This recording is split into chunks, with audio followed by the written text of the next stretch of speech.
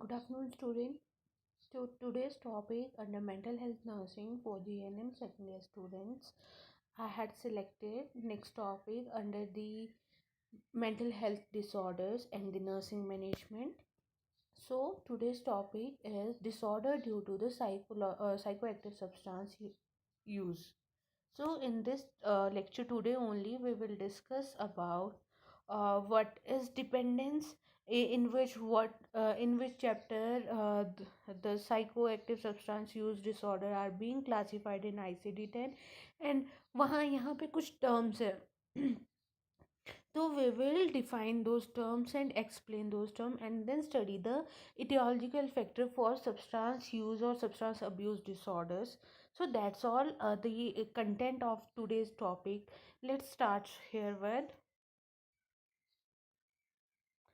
So हमारे psychoactive substances क्या होते हैं. Firstly let's talk about that.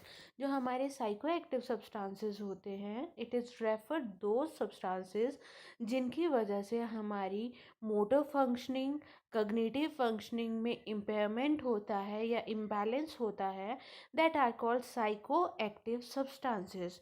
और जो साइकोएक्टिव सब्सटेंसेस होते हैं, इधर क्या करते हैं, वो हमारा जो सेंट्रल नर्वस सिस्टम है उसको एक्टिवेट करते हैं या सप्रेस करते हैं. मतलब हमारी सेंट्रल नर्वस सिस्टम, ब्रेन, जो हमारा ब्रेन का पार्ट है, one of the brain parts peripheral nervous system होता है, सेंट्रल नर्वस सिस्टम होता है, एएनएस होता है. तो आउट ऑफ दैट जो हमारे साइको एक्टिव सब्सटेंस होते हैं वो पर्टिकुलरली हमारे सेंट्रल नर्वस सिस्टम पे एक्ट करते हैं. और ये सेंट्रल नर्वस सिस्टम स्टिमुलेंट्स होते हैं. स्टिमुलेंट्स मतलब वो एक्टिवेट कर रहे हैं, ठीक है, मतलब वो हमारे सेंट्रल नर्वस सिस्टम की एक्टिविटीज़ को बढ़ा रहे हैं. So that is central nervous system stimulants. और कुछ साइकोएक्टिव सब्सटेंस क्या होते हैं, वो सेंट्रल नर्वस सिस्टम रिप्रेसर्स होते हैं. रिप्रेसर मतलब वो हमारे सेंट्रल नर्वस सिस्टम की एक्टिविटीज़ को कम करेंगे, हमारी ब्रेन फंक्शनिंग को कम करेंगे, और दैट रिजल्ट इन डिक्रीज और kind of suppressed activities like person sad रहत नॉट सैड, उसकी एक्टिविटीज़ कम होंगी, स्लीपी होगा, ड्राउजी होगा, kind of.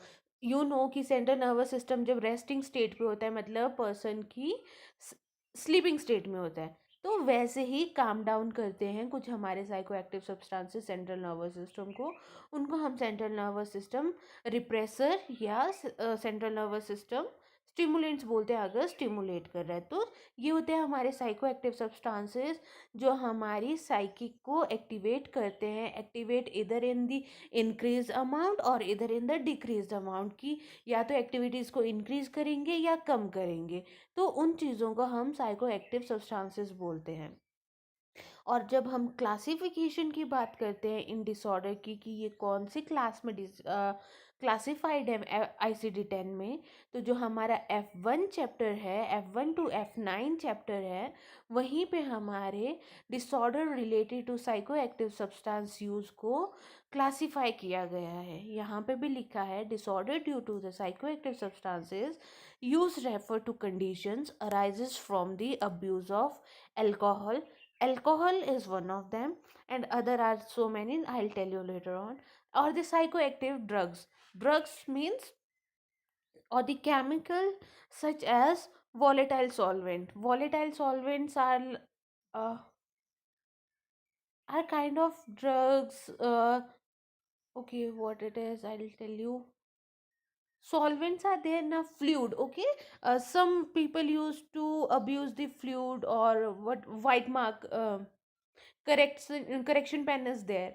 So some people used to inhale those things, used to smell that even also activate the central nervous system. So these are kind of a volatile solvents. Some used to smell the shoe polish.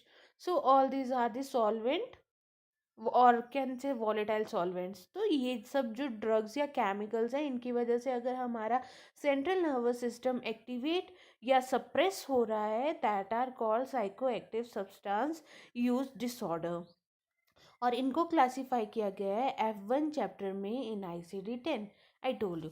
Now we will deal with some of the terms जो हम लोग psycho active substance disorder को पढ़ते time बार बार use करेंगे. First is the abuse. First मैं बात करूँगी यूज़ की. when we are in necessity of something and it is beneficial for us, मतलब कोई चीज़ हमें चाहिए और उसका कंजम्पशन से हम लोगों को बेनिफिट होगा, that is called use. Use का एग्जांपल लेते हैं ड्रग्स. ओके, ड्रग्स और कैन से मेडिसिन. जब पर्सन हॉस्पिटल जाता है उसको डॉक्टर मेडिसिन अवेल करवाता है तो रीज़न क्या होता है, उसका यूज़ करना होता है. उसकी वजह से पर्सन का जो डिजीज़ कंडीशन होता है वो ट्रीट होता है and he get back to the healthy situation या can say healthy previous state, healthy state में. तो दैट इज़ कॉल्ड यूज. जब ड्रग का किसी इफ़ेक्ट के लिए या किसी पॉजिटिव इफ़ेक्ट के लिए यूज़ हो रहा है या उसको इस्तेमाल किया जा रहा है, that is called the use. When it is a positive outcome or we are using something for the positive outcome, that is called use. but अगर abuse की बात करते हैं, a b is added to use, that is means हम लोग जो चीज़ को use कर रहे हैं, जो सब्सटेंस यूज़ कर रहे हैं, जो मेडिसिन यूज़ कर रहे हैं, जो ड्रग यूज़ कर रहे हैं, उसको जो हम अडेप्ट कर रहे हैं वो हमारा एक माल अडेप्टिव पैटर्न है. मतलब जिसकी वजह से हमारी हेल्थ को इम्पेयरमेंट होगी. ओके, मैं एग्जांपल लूँगी नॉर्मल मेडिकल टर्म से, ठीक है. फॉर एग्जांपल क्या होता है, कईयों को स्लीपिंग पिल्स दी जाती है. तो उनको स्लीपिंग पिल दी होती है कि जब आपको नींद नहीं आ रही है तो आप इसका यूज़ कर लेना, that's it. But when person is using it on a frequent basis, daily use कर रहा है, उसके बाद मतलब इट इज़ नॉट रिक्वायर्ड, उसकी वजह से उसकी हेल्थ हैम्पर हो रही है, वो डेली डेली स्लीप ले रहा है, तो सॉरी स्लीपिंग पिल्स ले रहा है, means he is abusing and he is hampering his health. तो अब्यूज़ का मतलब है जब हम माल अडेप्टिव या अनवांटेड वे में, अनवांटेड पैटर्न में हम किसी ड्रग का, किसी सब्सटेंस का यूज़ करते हैं, दैट इज़ कॉल्ड अब्यूज़. और उसकी वजह से हमारी हेल्थ में इम्पेयरमेंट आती है इन अ ब्रॉड सेंस, बहुत बड़ा इम्पैक्ट हो तो उसे हम बोलते हैं अब्यूज़. नेक्स्ट आता है हमारा dependence. So, dependence is referred to a certain physiological and the psychological phenomena included by the repeated taking of the substances. The criteria for the diagnosis dependence include, मैं बताती हूँ. डिपेंडेंस का मतलब होता है कि जो हमारी बॉडी है दैट इज डिपेंडिंग और demanding for that thing to function properly. Okay, अगर आपने देखा होगा ना कि कुछ लोग होते हैं to work they need something to eat. Okay, the drivers, truck drivers, they use to eat that tobacco. Tobacco अगर वो नहीं लेते हैं तो उनकी हाथ ट्रेम्बल करना स्टार्ट करते हैं, उनको नींद आना स्टार्ट होता है. तो फॉर दैट थिंग कि उनको नींद ना आए, वो ट्रक को अच्छे से ड्राइव कर सके, उनके हाथ ट्रेमल नहीं हो, तो वो टबैको का यूज़ करते हैं. तो टबैको यूज़ करते हैं, उसकी वजह से क्या होता है, उनकी फंक्शनिंग नॉर्मल चलती है, उनकी साइकिक नॉर्मल चलती है. तो they are dependent on tobacco to function properly. तो सेम थिंग डिपेंडेंस की बोली गई है, जब तक हमारी बॉडी को उस चीज़ की डिमांड हो रही है, उस चीज़ के लिए ऑर्डर आ रहा है और हमारी बॉडी को अगर वो चीज़ नहीं मिल रही है, हमारी बॉडी प्रॉपरली फंक्शन नहीं कर रही है, दैट इज़ कॉल्ड डिपेंडेंस. मतलब यू नीड समथिंग और you are in a curiosity और you are craving for something, that is called dependence. अगर हम ICD-10 की बात करें तो उन्होंने डिपेंडेंस को क्लासिफाई किया. अगर हमें पर्सन को अल्कोहल डिपेंडेंट बताना है, टबैको डिपेंडेंट बताना है, कैनाबिस डिपेंडेंट बताना है, ओपियम डिपेंडेंट बताना है, ये सब चीज़ों की अगर डिपेंडेंट बताना है तो पर्सन के पास एक पर्टिकुलर क्राइटेरिया होना चाहिए. उसी के बाद हम उसको पर्टिकुलर सब्सटेंस के लिए डिपेंडेंट होने के लिए डायग्नोस करते हैं. First is a strong desire to take this substance, मतलब पर्सन को क्रेविंग होना. तो फर्स्ट एंड फॉरमोस्ट इज कि उसको डिज़ायर होती है उस सब्सटेंस को लेने की, तलब. नॉर्मल वर्ड इज तलब, कि उसको वो चीज़ चाहिए तो चाहिए. Next is difficult in controlling the substance taking behaviour. वो तलब के साथ साथ ही is not able to control that तलब, उसको चाहिए तो चाहिए. वो अपने उस बिहेवियर को कंट्रोल ही नहीं कर पाता है कि नहीं मुझे नहीं लेना है, मैं नहीं कर सकती ये सब कुछ। तो he used to wait for that कि मुझे वो सब्सटेंस चाहिए, और वो कंट्रोल करने में फेलियर होता है उसको अपने बिहेवियर को कंट्रोल करने में। फॉर एग्जाम्पल, अगर आपने सुना होगा कि बच्चे चोरी करना स्टार्ट कर देते हैं घर पे, जो टीनेज होती है, अगर वो अब्यूज़ सब्सटेंस अब्यूज़ में पड़ जाते हैं, उनकी कंपनी हो जाती है कि वो कोकीन, हेरोइन, कैनाबिस वगैरह का कंजप्शन स्टार्ट कर देते हैं, उनको पैसे नहीं मिलते हैं फैमिली से, तो वो चोरी वगैरह करना स्टार्ट कर देते हैं। सो चोरी इज़ ऑल्सो बिहेवियर की उस सब्सटेंस को पाने के लिए, उस सब्सटेंस का यूज़ करने के लिए और कैन से अब्यूज़ करने के लिए वो लोग अपने बिहेवियरल पैटर्न में भी चेंज लाते हैं, और वो उस बिहेवियर को कंट्रोल भी नहीं कर पाते हैं बिकॉज तलब फर्स्ट वाला क्राइटेरिया है कि he has the desire to take that drug, और उस डिज़ायर को फुलफ़िल करने के लिए he is not able to control his behaviour, चाहे वो चोरी का हो गया, चाहे उसका बिहेवियर। ओके, आपने अगर किसी को देखा होगा ना, किसी पर्सन को अगर वो सब्सटेंस अब्यूज़ के साथ होता है, अगर उसको फॉर एग्जांपल अल्कोहल के साथ है, उसको अल्कोहल नहीं मिलता है तो पर्सन रेस्टलेस होना स्टार्ट हो जाता है, वो इधर उधर घूमना स्टार्ट कर देता है, उसका रनी नोज होना स्टार्ट कर देता है, उसके हाथ में ट्विचिंग होना स्टार्ट होती है, टिंगलिंग सेंसेशन होना स्टार्ट होती है, उसको लगता है कि कुछ उसके ऊपर चल रहा है। तो ऑल दैट, उन सब चीज़ों को अवॉइड करने के लिए पर्सन को वो सब्सटेंस लेने की नेसेसिटी फील होती ही रहती है। जब तक उसको वो सब्सटेंस नहीं मिलेगा, ही कैन हार्म हिमसेल्फ और he can harm others even. काफ़ी मूवीज़ में भी दिखाया जाता है कि ही और द जो पर्सन डिपेंडेंट होता है, वो या तो इतनी लेवल तक फ्रस्ट्रेट हो चुका होता है, या तो वो अगर उसको सब्सटेंस नहीं मिल रहा, वो खुद को भी ख़त्म कर सकता है या दूसरों को भी हार्म कर सकता है। So next is a physiological withdrawal state. Physical withdrawal state मतलब जहाँ पे हमारी बॉडी की फिजियोलॉजिकल फंक्शनिंग प्रॉपर नहीं हो रही होती है। अब या तो उसमें ओके टोल्ड यू कि हैंड ट्रैवलिंग वगैरह होना स्टार्ट होता है, that are the physiological symptom. Next is development of tolerance.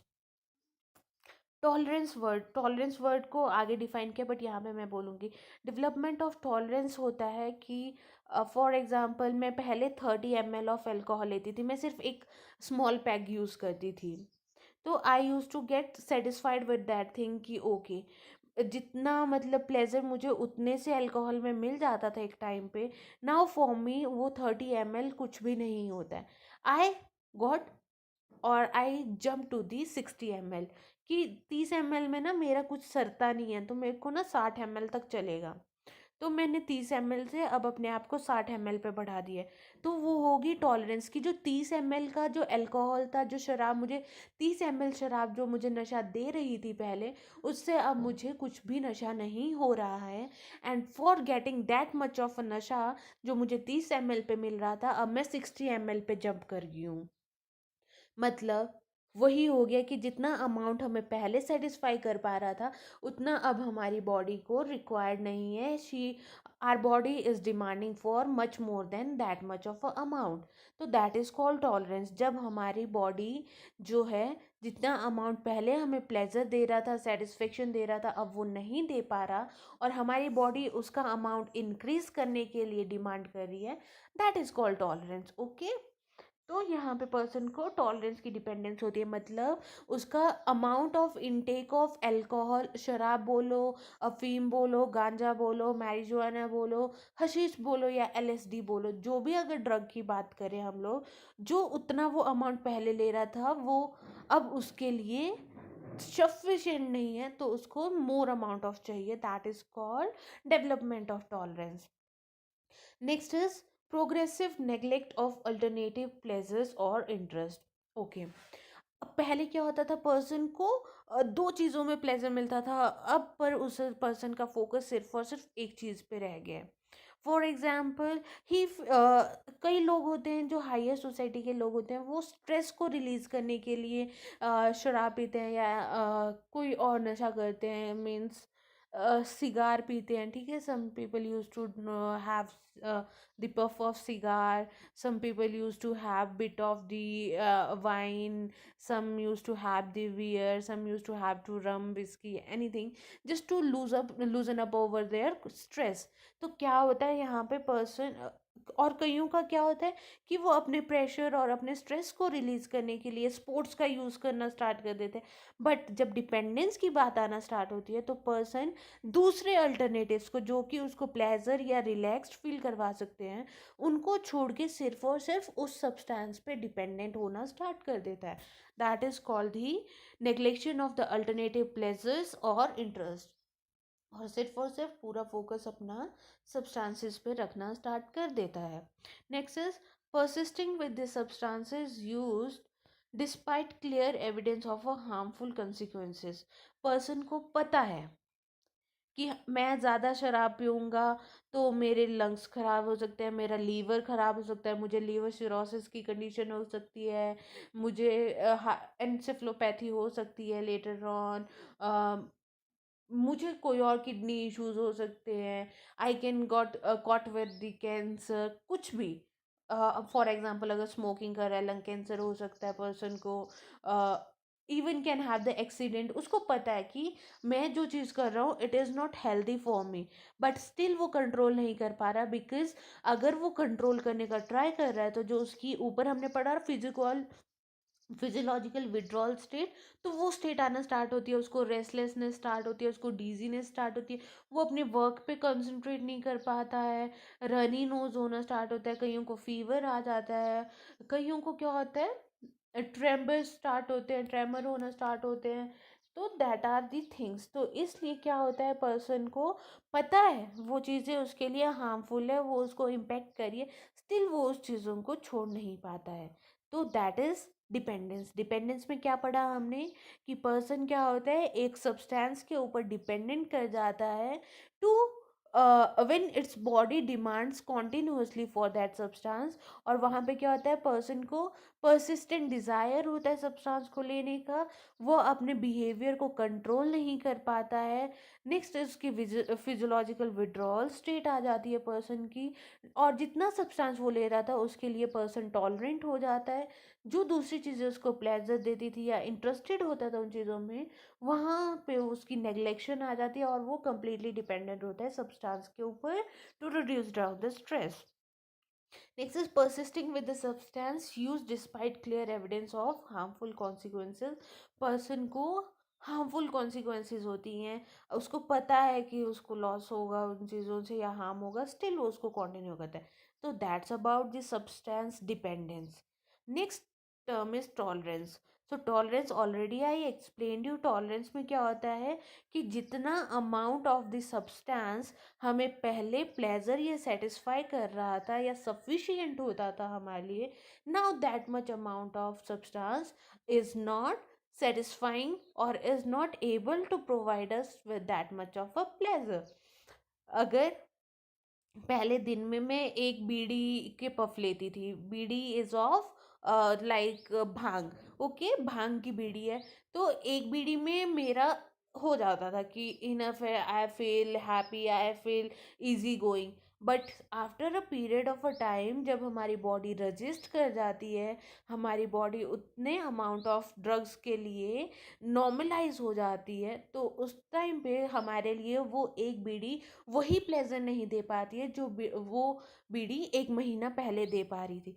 तो now person shift from one bidi to the two bidi और कैन से थ्री बीडी और can subsequently it goes on increase. तो that is called tolerance। यहाँ पे एक बार पढ़ लेते हैं। it is a state in which after repeated administration a drug produces a decreased effect। बार बार हम उतने ही अमाउंट का यूज़ कर रहे हैं, तो अब जो ड्रग जितना इफ़ेक्ट पहले दे रही थी, जितना इम्पैक्ट उसका पहले था, वो कम हो जाता है। That what I told you. और इंक्रीजेज द डोज, और उसकी वजह से पर्सन को उस सब्सटेंस की, चाहे फिर अल्कोहल हो, चाहे फिर भांग हो, चाहे फिर मैरिजुआना, हशीश, कुछ भी हो, उनकी डिमांड इंक्रीज हो जाती है और उनकी डोज भी पर्सन इंक्रीज कर देता है, are required to produce the same effect. यही बात बताई मैंने कि अब पर्सन अपनी डोजेस इंक्रीज करना स्टार्ट करता है to increase the effect of the drug that he used to get with the lesser amount of drug in the previous stages. That is called tolerance. Next is the withdrawal symptom. So symptom not sorry state. तो withdrawal state में क्या होता है? It is a group of sign and symptom. इसमें हमारे physical symptoms भी आते हैं और हमारे साइकोलॉजिकल सिम्टम्स भी आते हैं. फिजिकल सिम्टम्स में बात कर लेते हैं कि पर्सन की जैसे ओके किसी बंदा अल्कोहल डिपेंडेंट था, बट उसने सोचा कि मुझे अल्कोहल छोड़ना है, सोचा नहीं, या उसकी कंडीशन ऐसी होगी, हेल्थ इश्यूज ऐसे आ गए कि उसको अल्कोहल अब छोड़ना पड़ रहा है. तो क्या होता है वहाँ पे कुछ विड्रॉल सिम्टम आते हैं. It's not easy to left the substances so easily. तो इसलिए पर्सन को लॉट ऑफ टाइम क्या होता है, रिहेबिलिटेशन सेंटर जाना पड़ता है, डी एडिक्शन सेंटर जाना पड़ता है, वहाँ पे फॉर सो लॉन्ग 3 4 5 मंथ्स के लिए रहना पड़ता है, उसको अपनी हैबिट्स में लाना पड़ता है. स्टिल कई बार पर्सन क्या होता है वापिस से सब्सटेंस अब्यूज में पड़ जाता है, because he is not able to control अपनी तलब और अपने बिहेवियरल पैटर्न को नहीं चेंज कर पाता है. बट अगर वो छोड़ रहा है तो हमारी बॉडी कुछ फिजियोलॉजिकल सिम्टम शो करती है. फॉर एग्जांपल अल्कोहल छोड़ता है तो पर्सन को सबसे पहले आते हैं हैंड ट्रेमर्स, उसके हाथ कांपना स्टार्ट कर देते हैं, वो किसी भी चीज़ को होल्ड नहीं कर पाता है. सेकेंड थिंग, रनी नोज, मतलब जैसे जुकाम होता है, कोल्ड होता है हम लोगों को, उसके बाद हमारा रनी नोज होता है, पर्सन की वो कंडीशन होती है. रनी आई हो जाती है, सॉरी, मतलब आंखों से पानी कॉन्टिन्यूसली निकल रहा होता है. पर्सन को स्लाइवेशन हो भी सकता है, कई बार ड्राई माउथ की फीलिंग आती है. थर्ड थिंग, पर्सन को स्टमक एक होता है, पेट में दर्द होना स्टार्ट होता है, पर्सन की लेग्स में क्रैम्प आना स्टार्ट होते हैं, पर्सन को डायरिया हो सकता है, because he his physiology is getting hampered. अब वो सब्सटेंस नहीं ले रहा क्योंकि वो सब्सटेंस उसकी नॉर्मल रूटीन में आ चुका था, उसकी वजह से उसकी नॉर्मल फिजियोलॉजी चल रही थी. बट जब वो सब्सटेंस छोड़ रहा है तो उसकी वो जो फिजियोलॉजिकल फंक्शनिंग है वो भी इम्पेयर हो जाती है. तो साइन एंड सिम्टम एक तो हो गए फिजियोलॉजिकल. सेकंड आते हैं हमारे साइकोलॉजिकल सिम्टम्स. इवन पर्सन को डिप्रेस्ड फील होता है, पर्सन को बहुत ज़्यादा स्ट्रेस होता है, पर्सन को इंसोम्निया, पर्सन को नींद नहीं आती है, पर्सन को क्या बोले हम लोग, एजिटेशन होता है, अग्रेसिव होता है पर्सन, अलूफ होता है पर्सन, ब्लंट होता है पर्सन. सम टाइम पर्सन को हेलुसिनेशन भी फील होती है कि उसकी बॉडी पे कुछ चल रहा है. तो that are the psychological symptom. तो these are the withdrawal symptom. जो पर्सन अगर कोई सब्सटेंस ले रहा था उसको छोड़ देता है या उसके यूज़ को कम कर देता है, मतलब अमाउंट को रिड्यूस कर देता है, उसके बाद these are the sign and symptom shown by the person.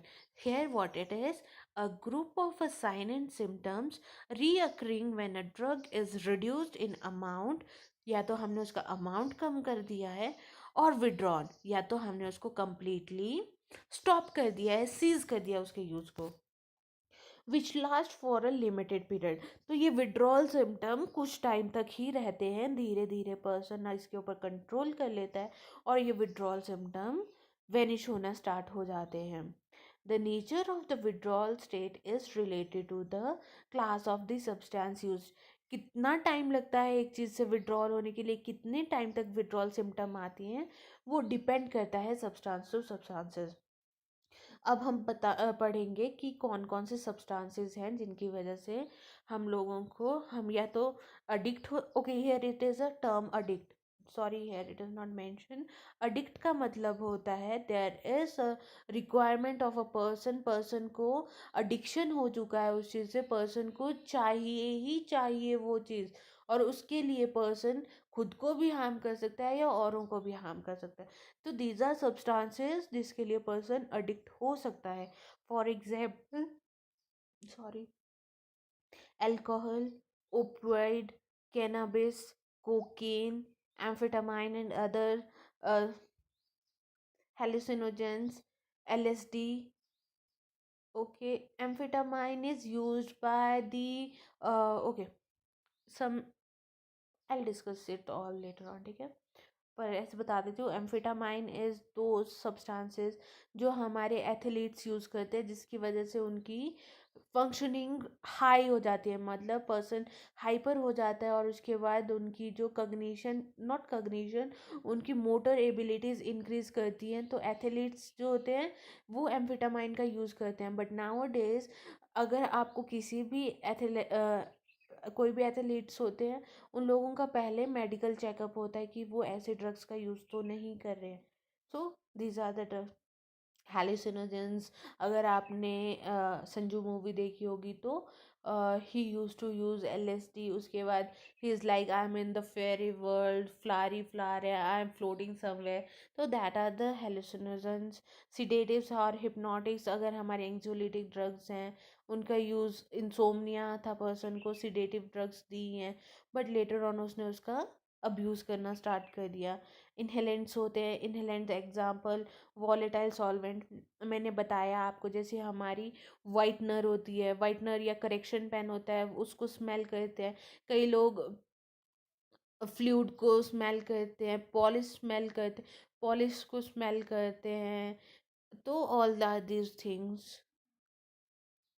Nicotine का यूज़ होता है।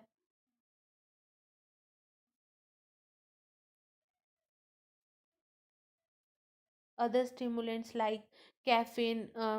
Caffeine is like, some people in India it is so common कि लोग चाय को अडिक्ट होते हैं, कॉफ़ी के लिए अडिक्ट होते हैं, तो these are also came in the substance abuses. Now we will find out the etiological factor. What are the factor why the person get addicted to these substances, or he get affected with the disorder of the substance use? First is the biological factors. Genetic vulnerability, अगर person की family में family history होती है ना substance abuses की, तो ये find out किया गया स्टडी में कि जो पर्सन के फैमिली में अगर सब्सटेंस अब्यूज़ के लोग थे तो वो ज़्यादा प्रॉन होते हैं, या उन लोगों में अल्कोहल कंजप्शन ज़्यादा होता है। मतलब फॉर एग्जांपल अगर फादर अल्कोहलिक था तो चांसेस हैं कि बेटा भी अल्कोहलिक होगा। So that is called family vulnerability और the genetic vulnerability. Next is the biochemical factors.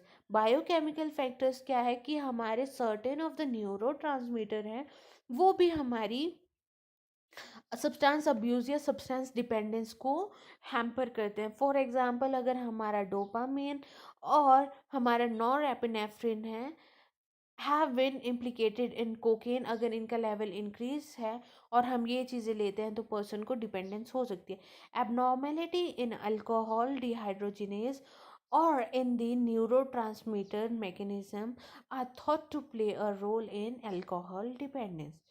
तो जो हमारी that I tell you what is alcohol dehydrogenase.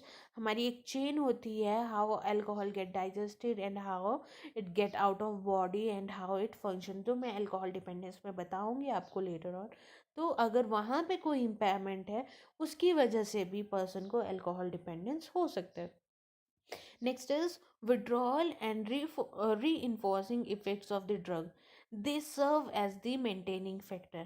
अगर पर्सन को विड्रॉल करता है और अगर वो छोड़ता है तो उसकी वजह से इम्पेक्ट आना स्टार्ट होता है, तो उसकी वजह से भी पर्सन कॉन्टिन्यूसली ड्रग लेता रहता है और उसकी वजह से भी पर्सन डिपेंडेंट हो सकता है। Comorbid medical disorder example control chronic pain. Told you कि क्रॉनिक पेन के लिए क्या होता है, नसेड्स का यूज़ होता है, हमारे फेंटेनल पैचेस होते हैं। अगर आपको पता होगा फेंटेनाइल इज टू लॉक की ड्रग। क्या होता है, इनको हमेशा जो हमारे सुपरवाइजर्स होते हैं वो की एंड लॉक में रखते हैं, because they are highly highly dependent drugs और person get addicted to those drugs very easily. तो जब भी पर्सन को अगर क्रॉनिक पेन है, फॉर एग्जांपल कैंसर पेशेंट है, तो उनको जब कीमो के बाद बहुत पेन होती है तो हम फेंटेनाइल पैचेस का यूज़ करते हैं। तो जब फेंटेनाइल पैचेस का यूज़ होता है, एक लेवल आता है जब पर्सन को उन फेंटेनाइल पैचेस से भी रिलीफ नहीं मिल रहा होता है। तो these are the medical condition जो कि पर्सन को कैंसर था, कैंसर की वजह से पेन हो रही थी, उस पेन की वजह से हमने फेंटेनाइल पैच यूज़ किया था। बट नाउ पर्सन को जितना अमाउंट के हम लोग, फॉर एग्जांपल हम एक फेंटेनाइल पैच यूज़ करते हैं 72 आवर्स के लिए, अब वो फेंटेनाइल पैच उसको उस पेन को रिलीव करने में इफ़ेक्टिव नहीं है। That is also a cause. तो कई मेडिकल कंडीशंस भी हमें डिपेंडेंट बनाती हैं ड्रग्स के लिए।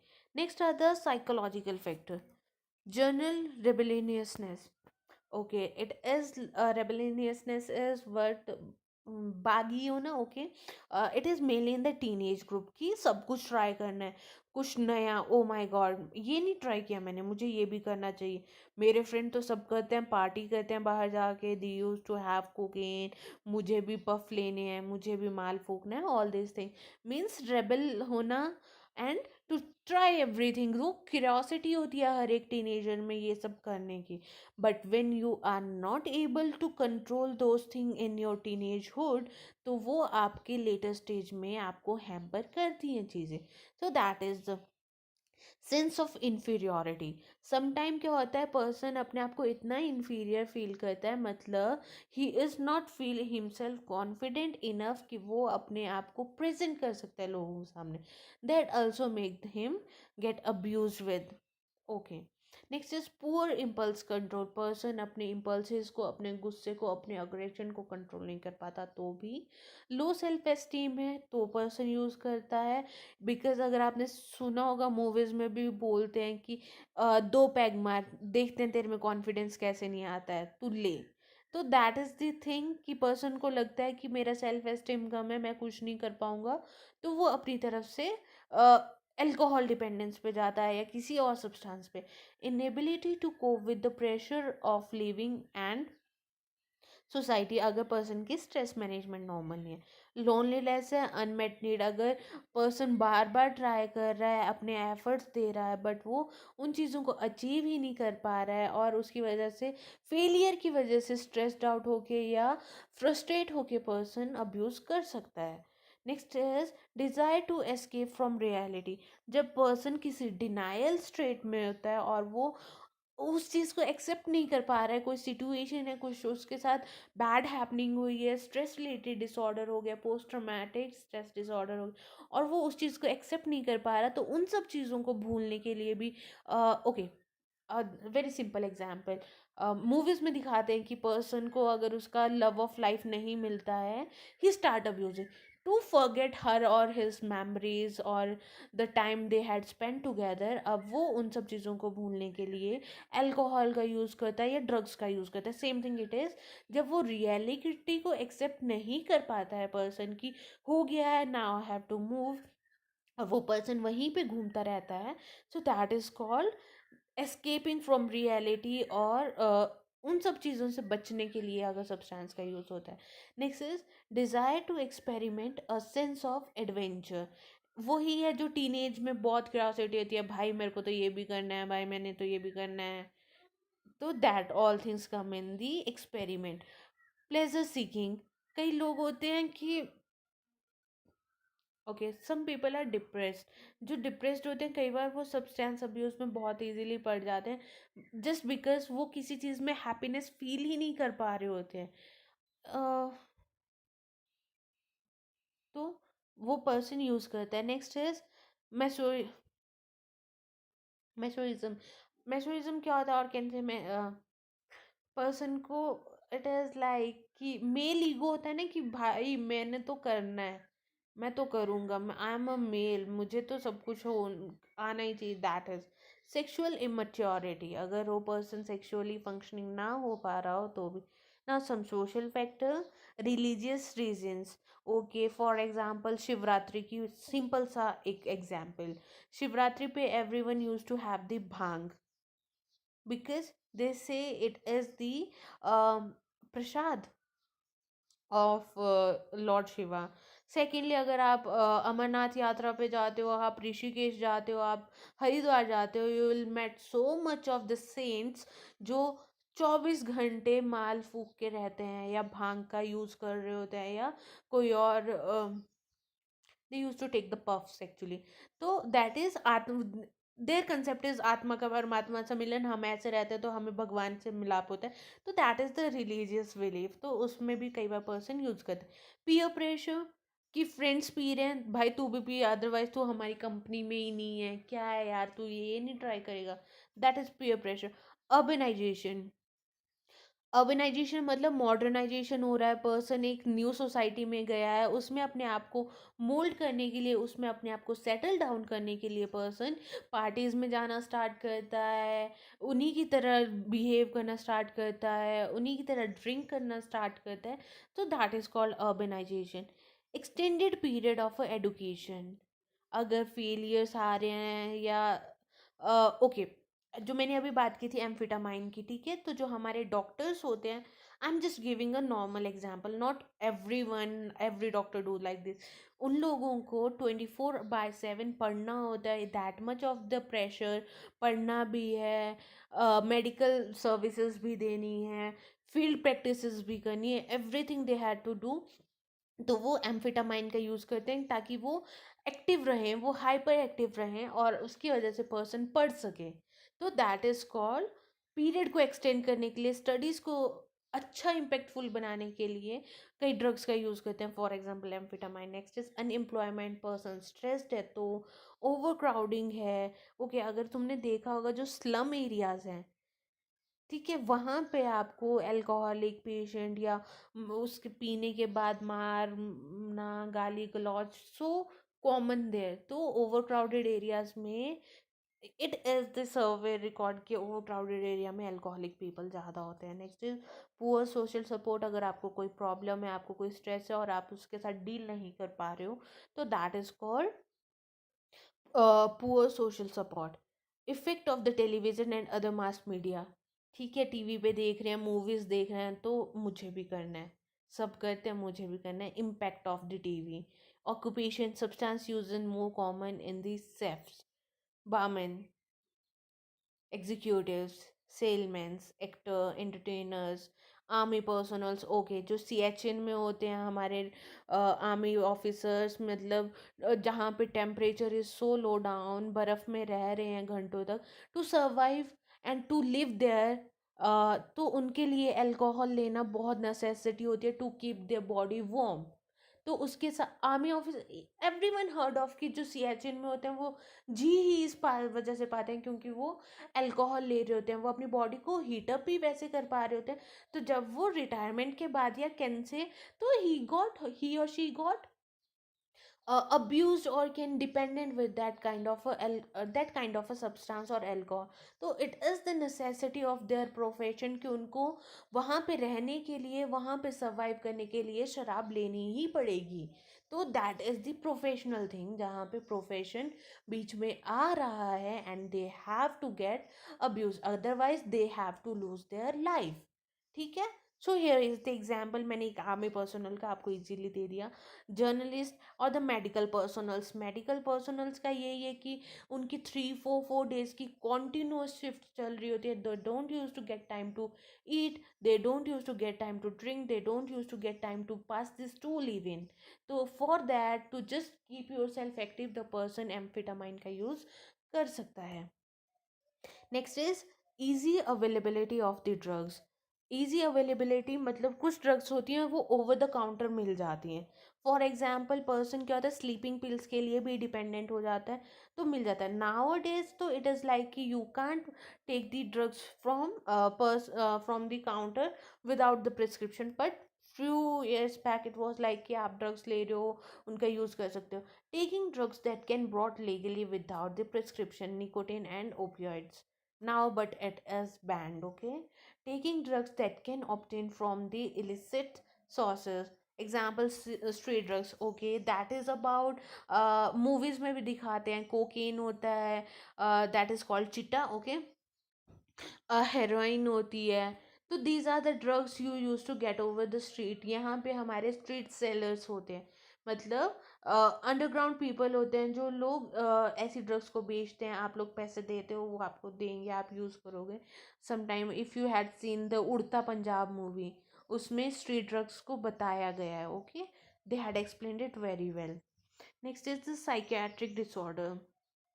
Substance use disorders are major common in depression, anxiety disorders, particularly social phobias, personality disorders, especially antisocial personality, and occasionally in organic brain diseases and the schizophrenia. तो psychiatric disorders में भी कई बार comorbidity के साथ substance abuse होता है. सो that's all about today's topic. What we had studied is what is the substances, what are the substance abuse, then we studied the classification, then we explained some terms that are being used in the disorders of substance use, then we had studied the various substances that are of a dependence impact or that make person goes with the disorder of a substance uses. Then we studied the etiological factor. etiological factor में firstly हमने पढ़ा genetics part जहाँ पे family influence होता है. Second thing we studied the biochemicals, neurotransmitter dopamine, norepinephrine. अगर हमारी alcohol dehydrogenase एक एंजाइम होती है उसमें अफेक्ट होता है तो उसकी वजह से हो सकता है. देन हमने कुछ फिजियोलॉजिकल सिम्टम फैक्टर्स पढ़े जिसकी वजह से पर्सन डिपेंडेंट कर सकता है. Then the social factors and then the existence of the drugs. So that's all about the etiological factor of the substance use disorder. So that's all for today's topic. अगले lecture में हम alcohol dependence पढ़ेंगे. So thank you and have a nice day.